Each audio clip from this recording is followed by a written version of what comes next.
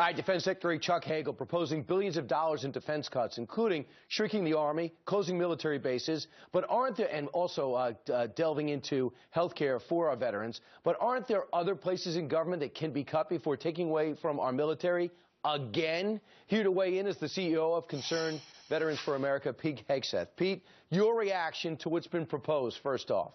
Well, you're absolutely right. Aren't there other places?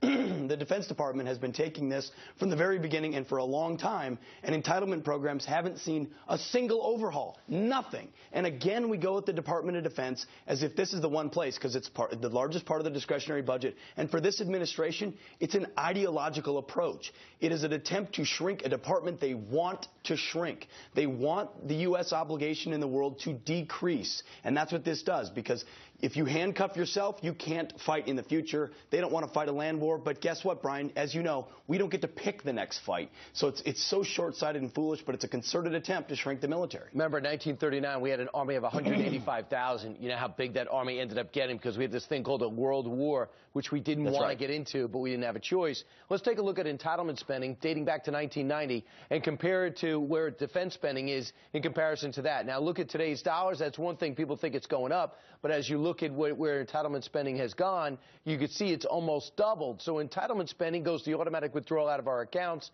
and the defense spending continues to shrink in proportion.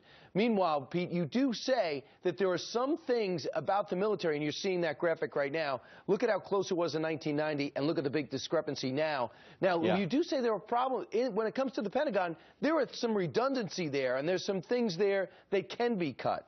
Sure there are. There are places the Pentagon can be more efficient with the dollars they have. And our organization, Concerned Vets, very aggressive. Let's find that fat and cut it, because if not, you're going to see personnel and health care costs within the Pentagon start to push out warfighting capabilities. Almost the entitlements within the Defense Department can crowd out.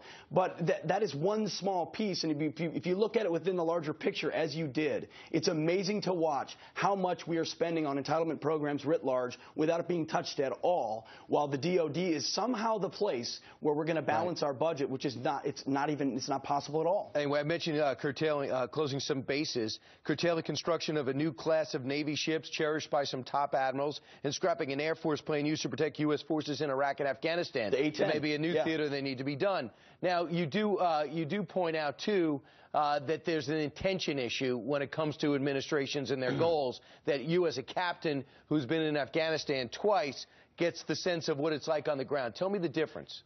No, that's right. You know what? If President Reagan or President George W. Bush had proposed cuts like this because, well, we're $17 trillion in debt and we've got some strategic recalculations we have to make, you can take that because you understand, hey, they want to maintain a robust military and understand America's central role in the world. But from this administration, they couch a chopping of our military as strategy. And you look at this document and there's no coherence, and I've talked to some general officers and others who've looked at this. There is very little coherence, and as a captain on the ground who's been in some of these places, the A-10 is the first one on the chopping block, the one we really use on the battlefield to support troops, and there's other platforms being preserved for political reasons. So, you know, it's so funny. They call the A-10 the tank killer. Oh, they were just constructed to take out Soviet tanks. Since that's not going to be a threat in Western Europe, we can get rid of them now. That is just a line. Now, I want to move on to health care and the veteran, which really concerns you and should concern almost every American, whether you're involved or not.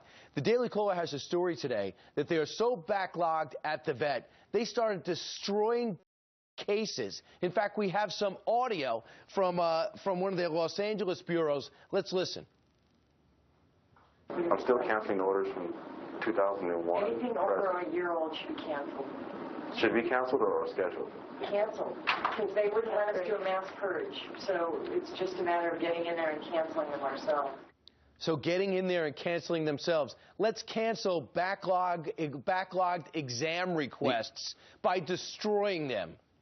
This is the Los Angeles office, reported by the Daily Caller. They've got medical requests for examinations coming in, 3,000 coming in a month. They can only handle 800, so they got this massive backlog growing. And rather than going after it, attacking it, creating a process to do it, it's not as if one or two employees decided to destroy records. A committee got together and decided to cancel the records, meaning destroying records of veterans who are waiting for medical exams. And the audio goes on to talk about, well, some of them have already died anyway, or they've already moved. So let's just cancel the request. It is as low as it gets. We knew the Department of Veterans Affairs is fudging these numbers. We've known that for a long time. But to destroy records of veterans waiting for care, that's as bad as it gets. We hope General Shinseki, who's running the VA, is watching right now, because Bates Act of 2008, something should be streamlined there. Things should have been corrected there. You don't go into the heart of it and gut out health insurance and then start destroying the number of troops that we have on